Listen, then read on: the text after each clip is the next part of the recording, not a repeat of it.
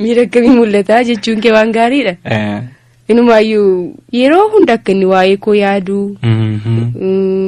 Anuma waan of fuulduratti ilaalaa jiraatu wayiin itti fakkaata. Humni jaalalaa jabaadha egaa. Humni jaalalaa egaa humna kamiyyuu caala. Kan waraanaa kan nama aangoo qabu kamiyyuu caalaa jabaadha. Sirriidhuma namoota wal jaallataniif garuu isa qofaa miti bar. Isheen jaallatamtes inni jaallates gama lachuutti yoo wanti kun inni waa'ee koo yaada yeroo hundumaa na jaallataa. Yoona kana bakka hojiillee jiraate anuma yaadaa jira. Gaaffii kanas deebiste malee gara kootti. Gama lamaan waan hin oolleedha. Hundumtuu jaalalaaf harkaan kennaa jechuudha. Dhugaadhuma. Mee egaa gaaffii keerraa kaatee waa hana yaadachiiste. Deebii kee kana yoon jechamaan si ibsee akkam. Baay'ee natti tola meenaa jalqabee ka. Bara durii jedhu. Jedhi yookaan isin jenne loltuu beekama. Kan amma ajajaa kumaa jennee egaa aangoo laannee fi loltoota keessaa lolaan hedduu beekamu kan hundaa hoogganu kan gaggeessu ni jiraami. Kan namni kamiyyuu sodaatu. Akka amma jeneraal fa'aa jennu kana. Nama akkasiitu ture. Namni kun haadha warraa qaba. Egaa nama kana waa'ee isaa yoon si ibsuu yaalee warrumti isaa wajjin hojjetan yookaan ammoo warrumti loltoonni akkasaallee hedduu isa sodaatu. Itti dhiyaatanii wajjin haasa'uudhaaf maal jechuuf baay'ee ulfaata maaliif baay'ee nama jabaa goota namni kamiyyuutti hin hiiknedha. Guyyaa tokko haati warraasaa kun dhuftee fuula isaa qaqqabachaa isa wajjin haasofti hedduu rifatan maaliif egaa nama kana kan isaan akkatti isaan beekanii fi akka yeroo haati warraasaa si bira dhuftee inni ta'etu waan garaa garaati waan ta'eef gaafa isaan raajamanii akkamitti akkas ta'uu danda'a jedhanii deebii maal deebisaaf sitti fakkaata. Yaaltu. Deebisaa maaligaa hawwii guddaadhaan eegaa jira. Loltoonni kun hedduu rifachuu isaanii dhageera yeroo isheen deemtee isa qaqqabdu jechuudha. Wajjiniin taphattu. Innis deebii akkamii laateef sitti fakkaate. Kan isin na beektan hidhannoodhaanii. Isheen kan na beektu yeroo homtii narra hin jiraannedha. Namoota itti akka jechuudha. Humna jaalalli qabu. Hangam akka ulfaatu ibsee jira. Egaa jaalalli waan itti nan yaada. Nan godhaa jetteen beeknee akkati gootuuf si dirqamsiisuu danda'a. Isin kan na beektan hidhannoodhaanii isheen kan na beektu hiikadheeti akka jechuudha. Egaa jaalalatu harka kennachiisa isheetti akkasidha. Egaa humni jaalalaa jabaadha jechuudhumaa fi deebii kee waan hin deebiseen si'a warreen qophii dambalii jaalalaa dhaggeeffachaa jirtan yaada keessan akkasumas xalayyaaf walaloo nu biraan gahachuudhaaf toora bilbilaa keenyaaf karaatti isin argachuu dandeessan isin beeksisna. Karaa toora bilbilaa 0221100 fi 0221100 nuuf bilbilaa akkasumas karaa ergaa gabaabaa 8330 ergaa barreeffamaatiin yaada keessan nuuf qoodaa isiniin jenna. Dhaggeeffattoota keenya akkasumallee xalayyaa keessan walaloo yoo nu biraan gaachuu barbaadan karaa djobckbeki@gmail.com fi akkasumallee karaa lakkoofsa saanduqa poostaa keenya 2919 ofiima keessaniin afaan keessaniin immoo haasa'achuu kan barbaadan ammoo egaa magaalaa Adaamaatti argamuudhaan istuudiyoo muummicha OBN kan Adaamaatti argamuudhaan egaa ofiidhuma keessaniin seenaa jaalala keessaniis ta'u xalayyaa of harkaa qabdan dubbifachuu dandeessu. Enook dhimma jaalalaa keessatti wantoota hedduutu haasa'amee hin dhumu isaan keessaa har'aa dhiifama yookaan ammoo jaalala keessatti humni jabaan namnuu akka walitti hidhamee walitti dhufee jiraatu taasisuu keessaa inni tokko waliif dhiisuudha.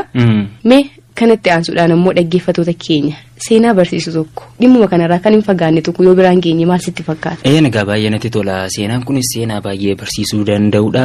Seenaa maatii abbaa manaa fi haadha manaa waliif ta'uun jiraatan gidduutti raawwateedha. Teelarii fi Oliiver seenaa akkamii qabu kan jedhu dhaggeeffattoota keenya biraan geenya. Seenichi itti fufaa nu dhaggeeffadhaan waliin turaa siniin jenna.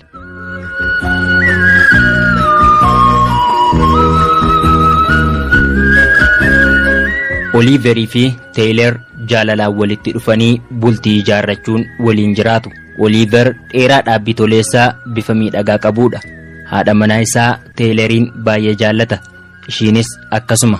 Erga bultii ijaarratanii abbaa manaa fi haadha manaa ta'uun jireenya waloo eegalanii waggaa 11 lakkoofsaniiru. Haa ta'u malee dhala godhachuuf osoo baay'ee hawwanii silaa kan fedha waaqaatu ta'a.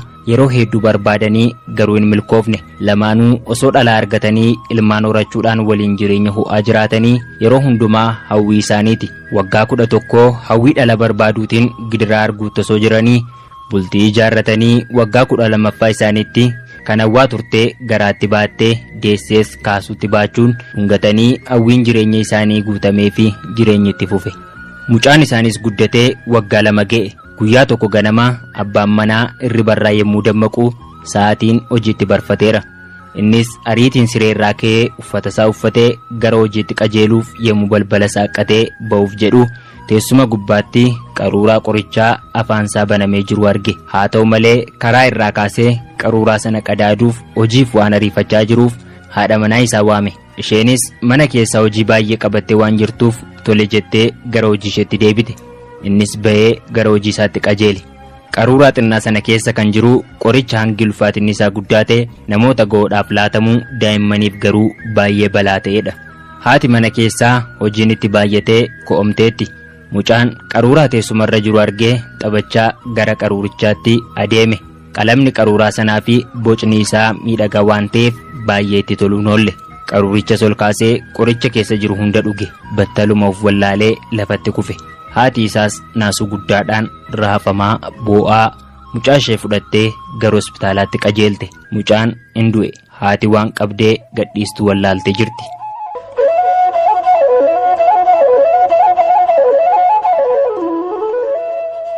Sababni gurguddaan 2 waan gootu ishee wallaalchiseera. Tokkoffaa waggaa 12 guutuu hawwii fi dharraa guddaadhaan dhala argattee firii gadameessa ishee du'aan dhabuun gadda laphee namaa cabsuudha. Inni lammaffaan ammoo abbaan manaa ishee ganama yommuu manaa ba'u qaruuraa qorichaa sanaa karaa irraa akka kaaftu itti himeera. Isheen garuu hin goone. Sababa kanaafis mucaa ishee dhabdeetti. Kun ammoo abbaa manaa ishee waliin akka wal dhabaniif dabalataan karaa ta'a.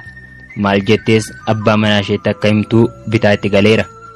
Abbaan manaa ishee du'a dhala isaa dhaga'ee gaddaan imimmaansaa harcaasaa gara hospitaalaa deeme. Hospitaalas ga'ee reeffa mucaasaa ija isaatiin argee garaasaas murate. Achuma ofirra gadi taa'e. Iji isaa akka barbadaa ibiddaa diimate. Fuulli isaas dukkana uffate. Baay'ee gadde. Mucaa waggaa 12 guutuu hawwii argate ganama tokkotti dhabeera. Fuula isaa irraa kan mul'atu abdii kutachuu fi aarii fakkaata. Ija imimmaanni keessaa burquun gara haadha manaa isaa ilaalee hafuura dheeraa baafachuun itti aansee jecha 3 qofaa afaan isaa keessaa baafate. Egaa jechoonni kun 3 maal ta'a jettanii yaaddu? Baay'een si jaalladha jedhe. Jechoonni kun yeroo fi bakka kanatti maaliif barbaachisu jettanii ni yaaddu laata? Mucaan du'eera. Kana booda deebi'ee jiraachuu hin danda'u. Kanaaf haadha isaarraa sababa barbaaduun daran rakkoof haala mijeessuuf yoo ta'e malee furmaata hin ta'u jedhe Oliiver. Kana malees utuu inni ganama qaruuraa sana karaa irraa kaasuuf yeroo fudhateera ta'ee kun hin ta'u ture. Balleessaan gama lamaanuu jira. Si'ee kan balleessee lakkisitu balleesseef quba walitti qaba. Edaa jaalalli dhiifama hanga kana ga'u ni qabaayii jechaan ture. Seenaan maatii kanaa hedduu nama barsiisa. Al tokko bare sababuma xiqqoo sababan kun irratti namni yeroo wal dhabee sababa boora'uu jaalalaa diigamuu maatii yeroo ta'utu jira. Seenaan maatii kanaa garuu hedduu nama jechisiisa. Dhaggeeffattoonni keenyas waa hedduu ergaa guddaa irraati fudhataniiru jennee abdii guutuu qabna. Kan isin dhaggeeffachaa jirtan qophii dambalii jaalalaa raadiyoo OBN irraa isin bira qaqqabudha. Seenaadhuma kanarraa sirba hin fagaatu. Sirbaan bohaarree deebinee dhufneeti kan nuti jirru OBN irraa qophiin dambalii jaalalaa ammallee itti fufeeti kan inni jiru. Kanatti aansuudhaan ammoo dhaggeeffattoota keenya biraan maal geenya? Kanatti aansuudhaan kan isin biraan geenyu walaloodha. Walaloo isin karaa lakkoofsa saanduqa poostaa keenyaatiin akkasumallee karaa iimeeliitiin nuuf ergitan egaa har'aaf dabaree argatee deebisnee yeroo itti isin biraan geenyudha. Walaloon kunooti nuuf affeeramaa yaada keessan nuuf qooda nu waliin turaa isiniin jenna.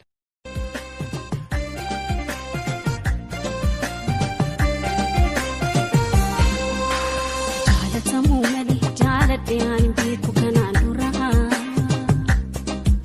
dhibee nama jaalate amma reefu yoonan argaa jira. Jaalatamuu dideen jaaladhee kunuun mamtaraara. Egaa gahaanii darbuu qaqqabeen argaa jira waa maraa. Na hina rifadhu maaloo yabatti gaati yabareeda. Ani siif maaliin taane? Yeroo barbaaddee dhuftee keessa kootti buufatta. Eeyyama tokko malee na keessatti hafuurfatta.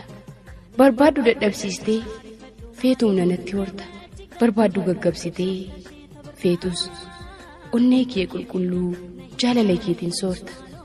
Ansi maalumaan taanee akka ati gammaddutti onnee kan koo siif banee si waliin jiraachuudhaaf mirga guutuu siif kenne keessummaa jaalalaa koo godhee si affeerradhe kumaaf kitila keessaa si qofaatiin filadhee si waliin jiraachuudhaaf jireenyuma jaalalaa si waliin dabarsuudhaaf lubbuu koo tokkittiiyyuu yooma mararsiifadhee ati garuu mu'amuu kiyya beektee akkan siif akkalaadhe boojuu kee ta'uu beektee akkan sitti of laadhe yoo barbaadde dhufteetu akka sontuu kanniisaa laphee koo irra marsita akka dheebuu bishaanii lubbuu koo gaggabsita akka harkisa lafaa barbaadde anaan dhaabda akka bubbee birraatti yoo feete na darbita akka feete gooteetu ana keessa burraaqxa dheebuu jaalala koobsan barbaaddu na obaasta yoo feete immoo callistee dheebuu jaalalaa sana hawwiidhumaan na waadda ati mee maal nan goonee abaargamoo falaxanii kan ijaaran manuma tokkicha koo akka qaruu kanan jaalladheesuma feetu siifan jiraadhaa barbaadde siifan du'aa ani keeteem dhuguma guddaa koo akka kumaa bareedaa koo hanga dhibba hodhu fudhu lubbuu koo siif jedheen.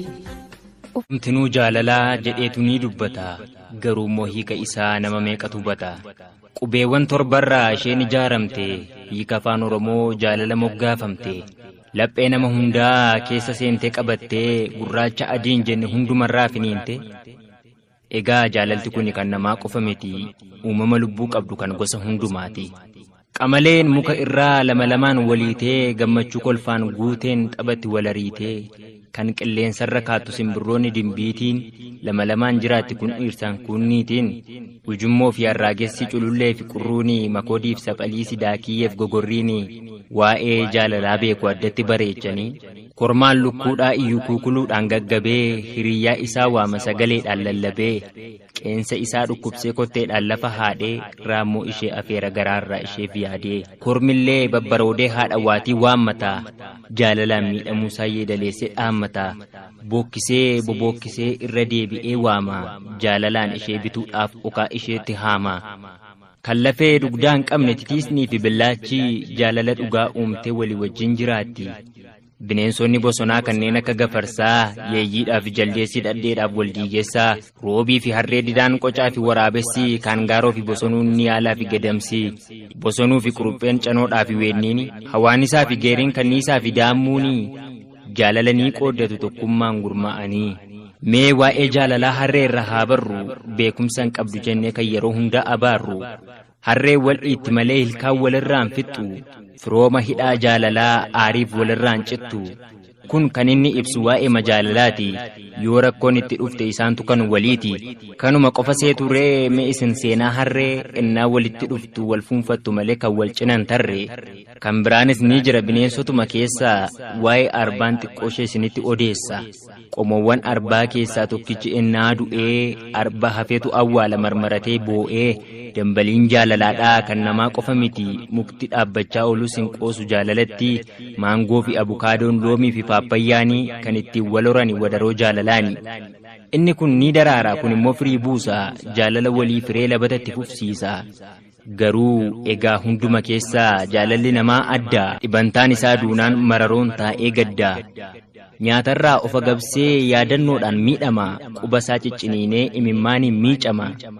Ofumaan of ku'umsee yaada walitti kuusa allayyaadhaaf of kennee qilee keessa of buusa. Egaa waa'een jaalalaa jecha adda addaan ibsama jaalala dhugaaf jedhee hedduutu wareegama. Egaa hiikni jaalalaa kanuma qofa miti inni kaanis maraatee wadaroon isa hiiti waa'ee hiika jaalalaa isa miidhame.